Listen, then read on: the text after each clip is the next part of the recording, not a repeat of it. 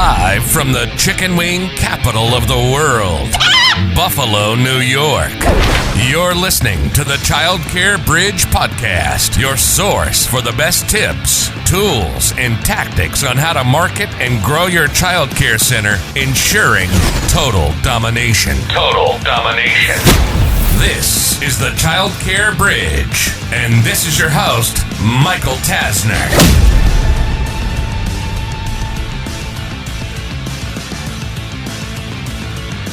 Hey there, and welcome to this week's episode of the Childcare Bridge. Today's topic is going to focus on the closing part of your tour. Now, there's a lot of metrics that I love to look at when I'm diving in, getting in the weeds, and analyzing a center. And I look for things like staffing numbers, and are you maximizing ratios, and all the other kinds of metrics you can look at that correlate to the day-to-day operations. But what I've realized is that there are always areas throughout your center of leakage, spillage, however you want to phrase it, or changing the tonality a little bit, low-hanging fruit to where you can capitalize. Now, if I am honing in from a marketing perspective, and I always selfishly advise and teach that you need to focus so much more on your marketing than you are or ever have been, period. You might say, well, Michael, we focus on this and that and curriculum and staffing, and all of that stuff is important. All of it is very, very important. But if I dig in deeper and start to really look at your numbers, how much are you taking as a salary? How much are you taking as distributions? How much were you able to pull out and reinvest in your center? And when I really start to look at it, those numbers tell a very different story as to where you should be spending and investing your time. I had a very similar conversation with my business coach yesterday, and we're looking at all the different numbers at my marketing agency, operations, and we want to improve this and better with time tracking and time studies and all this. And he pushed back and said, okay, all that stuff is very, very important. However, this marketing number, this sales number are nowhere where they need to be. How much of your time are you putting into that? And the answer was, well, I'm thinking of putting that as a Q2, Q3 project. I'm going to look at that soon. Well, isn't that the key metric or key number you should be looking at? So I'm not saying I want you to ignore all the other challenges that you're facing, but the reason that I always suggest putting more of your time and attention, more of your dollars by way of marketing and sales is that is what's going to create the fruit and the opportunities for you to be able to hire better staff, retain better staff, invest more in your playground, change curriculum, add cameras. The way to do that is via cash flow. Cash flow comes from more enrollments. And I've done a lot of podcast episodes about money and metrics and raising tuition and how to maximize all of that. But the one area of spillage, leakage, lowest hanging fruit is looking at the conversion from they're in there taking a tour to enrollment. Tour to enrollment. So if you're writing down all of your metrics, and I encourage you, if you want to take out a sheet of paper and look at the last 30 days, how many leads came in? So all of your different sources, referrals, word of mouth, Facebook ads, Google ads, TikTok, website, call-ins, list down all of those leads and total up the number. Number two, I want you to analyze the leads a little bit and see, are there any of those leads that they were not necessarily leads? Now, this is where it can get tricky and where I don't want you to self-sabotage your metrics so that you can feel better. You're going to do yourself a disservice if you start to kind of play with this concept of marketing math. The only leads that I want you to remove would be like spam calls, people that are trying to reverse sell you. Even if they are not looking for care for 6 months, that's still a lead, but you're going to categorize it a little bit differently. So let's say you had 100 leads, you take out 10 that were spam or however you want to kind of label those. So now we're down to 90. And then what I want you to do is to simply categorize some of those leads that they were kind of looking for care or they were starting the process, but they have zero interest in coming in for a tour right now. And I want you to label those. So let's say that's another 10. So now we're down to 80. Of those 80, how many tours did you do during the course of 30 days? 10 tours, 40 tours, 50, 3, whatever those numbers are, you're going to write that number down. And the final number that I'm going to give you some tactics, some insights to look at is, of those tours, how many converted? Now, the challenge with throwing all these numbers at you is that you can manipulate the numbers a little bit. And the challenge with starting to manipulate the data is that it almost starts to tell a different story. But, and this is a big but, I'm a realist, and I also don't want you to be misinterpreting the numbers and then making bad financial decisions. So let me give you an example of that. So we said, okay, great, 100 leads, 80 of those kind of fit the criteria. And let's just assume that you did 40 tours, so 50% conversion, which is a pretty healthy number. And of those 40, let's say 10 of them gave a deposit, signed papers. Those 30 are going to be what we're going to focus the remainder of this episode on. But what I also want you to look at is, of those 10, I want you to look at when are they starting. And that's the one that can give you a little bit of a false sense of kind of cash flow wins coming up. So if those 10 are not starting for 90 days, for example, or let's say you sign a bunch of new enrollments in, June, and they want to wait until September, you know that come September, you're going to have these new enrollments, so you want to make sure that you're ready for it, but you don't want that to all of a sudden you think you've got 10 more enrollments at X dollars a month for July, August, and you start making some poor decisions. Now, 10 shouldn't necessarily heavily sway your situation, but for smaller centers, 10 could be a huge number. And that's the whole difference between, without turning this into an accounting lesson, kind of cash-based accounting and accrual-based accounting. So just keep that piece in mind, that when you're looking at it, I would rather you add additional columns to your data. So 100 leads, and then you put a couple of columns. So of the leads, 10 you labeled as, spam calls, which always will continue to happen, or people looking for jobs. Maybe the next column is interested but out 90 days. So you have that column. Tours, 40 tours. And then of that, then you can start to break down those into categories. And those 10 enrollments, you can break them down by start date, however you'd like to label it accordingly. Now, the area that I want you to dig into are those other 30. The hottest leads, the hottest opportunities that you have are people that have physically walked into your center and have asked for care. So with 40 tours coming through during the course of a 30-day period, that's a lot of sales opportunity. We have centers where there are hundreds of tours that are coming in each and every month, and that's even more opportunity. So if you start to look at every single one of those as massive potential, as a family's life that you can graciously start to transform and improve their life and just make that impact, you really start to pay a lot more attention to those 40. So if I had 40 tours that came through, my expectation is that at a bare minimum, bare minimum, 50% should turn into enrollments.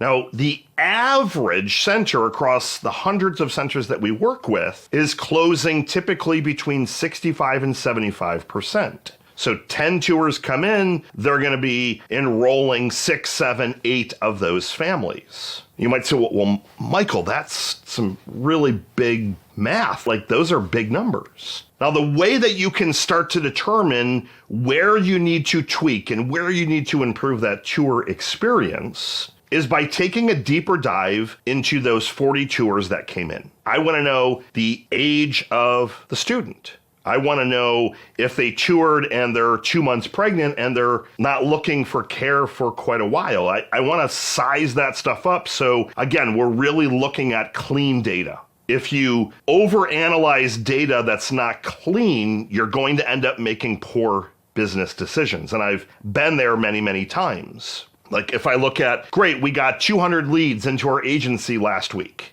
Awesome. And if I were not to analyze the data a little bit more, great. How many of those leads are warm? Are they ready? Are they getting on calls scheduled, show up percentages, so similar to you with tours? If I don't start to dive deeper into that math, I might say, great, 200 leads, let's quadruple the budget and let's see if we can get 600, 800 leads. But if 199 of those leads were no good or centers that we can't help, I just tripled our budget and essentially wasted a ton of money. So I want you to work with the director, work with whomever is conducting those tours to make sure that they understand and you put out an expectation that I need clear, detailed notes about that tour. Now, one of the ways that I like to hold my directors accountable is I'll have them put their cell phone in their back pocket or side pocket, turn on recording, and I want to listen to that conversation so I can see how they're presenting the tour and then how they are getting into the close. So as you've now got this data, so great, 40 tours came through, you enrolled 10, I need to unpack those other 30, and that always is where there is low-hanging fruit on the table, meat on the bone, to be able to convert more of those tours to enrollments. So here are a couple of strategies that are going to add more enrollments to your center literally in the next 30 days. Step number 1 is to relook at your entire tour experience.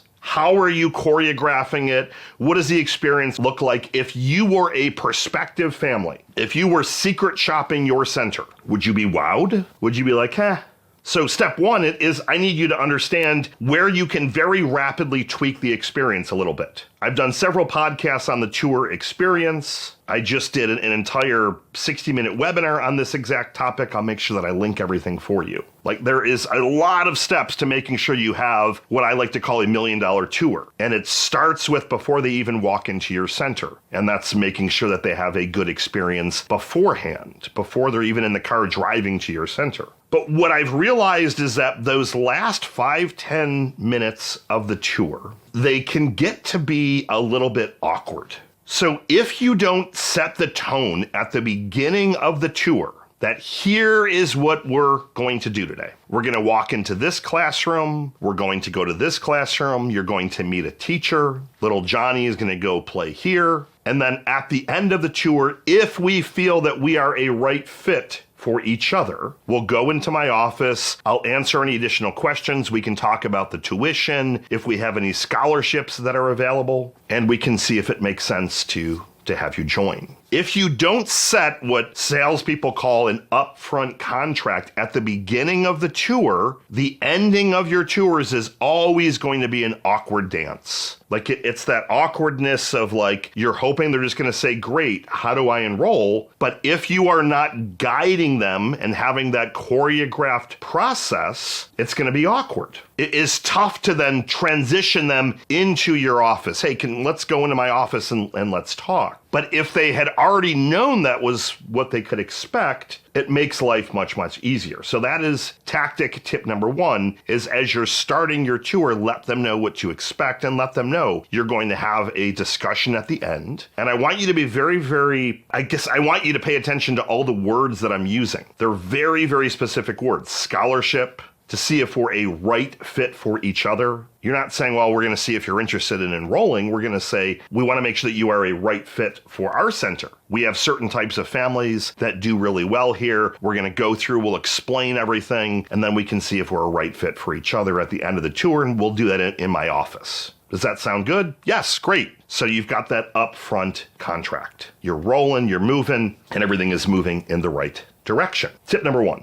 Tip number 2 is I need you to gauge their level of interest in moving forward. And the way I like to do that is by asking a question like, let me throw this at you. I mean, on a scale of 1 to 10, I mean, how likely could you see little Johnny and your family enrolling here or joining our family? And if they say 10, 7, like anywhere typically above a 7, you should have a pretty easy job at reeling them in. If they're anything lower than that, that means that there's still some objections that you did not discuss or go over on your tour. Great, so you said you're a 3, and you don't want to just say, oh, so why are you a 3? Like you put them on the defensive. You say, okay, great, well, I obviously didn't do an amazing job explaining everything. So give me an area that we could kind of talk through a little bit more. And they might say, well, security or policies, or is it the tuition? Like you need to start to get to the root of it. But that little probing question of on a scale of 1 to 10 is going to help you move that conversation along. Number 3 is that similar to having a choreographed tour, you should have a choreographed buying experience. The whole process needs to be choreographed. You're going to talk through the tuition. You're going to show available scholarships. You're going to deploy scarcity tactics.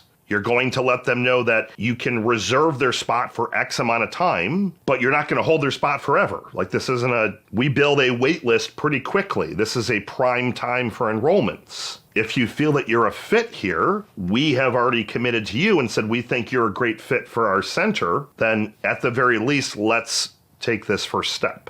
It's taking the cues. But you have to make sure that you are in control of the conversation. If you're on the defensive, if they're hitting you with question, and you're having to push back, you're not going to be able to have that upper hand in this conversation. Like you need to make sure that you're maintaining your composure, control, and you really, and this is the final core piece to this, you really need to change your psychology so that you have what they want. They need you. They need your center. They need care more than you need that family in your center. And if you have that psychology rather than I need the enrollment, I've got to get that family and I need them here, we're struggling with enrollment or we got to hit our quotas, you're going to start to seem a little bit desperate. You're going to come across the wrong way. They're going to feel it on the other side. But if they were to say, gosh, the price just seems really, really high. Great, I understand that, I get that. Let me tell you a little bit more about how we came up with that investment and why it makes complete sense for you.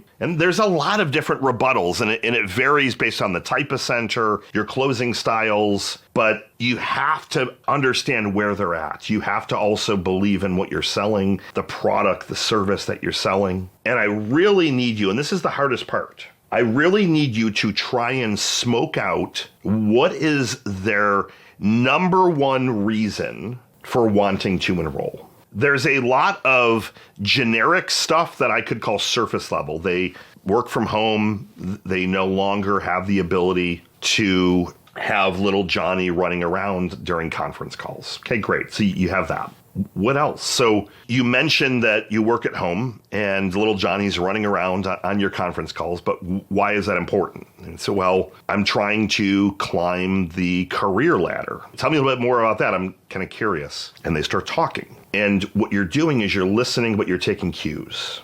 You're taking the cues from their feelings, their emotions. You're reading their body language a little bit. And they might say something like, I'm climbing the career ladder and I'm going to be the first one in my family that has a 6-figure job. So I'm able to take care of my mother, and all these other things start pouring out. And when you're then able to have that closing conversation. So I believe that you are a right fit for our center. Our values align to yours. And I love the fact that, yes, I know you need care so that you can take your conference calls, but it's more than that. It's you being able to have the freedom and a clear mind knowing that little Johnny is well taken care of so that you're focusing on work so you can be that badass business person and continue to kind of grow and make your family and the rest of your family proud. Like I love that for you. You might be saying, well, Michael, we've never had these conversations. That's why you're not closing at 70, 80, 90%. The only centers that are closing at those percentages that don't have anything choreographed is because the demand is 2, 3, 4, 5x the supply. But if you are in an area that is crowded, lots of competition, lots of options for childcare, which is most areas across the country, you have to up your game when it comes to sales, and in particular, that last portion of the tour. Last portion of the tour. Have your choreographed experience. Know that it starts well before they walk into your center. So the stuff they receive beforehand, packets, emails, text messages, reminders, specific directions, videos. And then you're taking them through that well-choreographed tour. You're setting the upfront contract that you're going to have a conversation about enrolling at the end of the tour if you feel that you are a right fit for their family. So if we think our center is a right fit for you, we'll go into my office. We'll have a closing conversation. I used the wrong word, closing conversation. We'll have a conversation about enrollment. Does that work for you? You're going to ask them the scale of 1 to 10 question. You're going to smoke out some of the actual desires. There's something called mass desire, and then there's all the other layers that are below it, and you're trying to really get to that root so that you can sympathize with them and really know the main reason that they need care.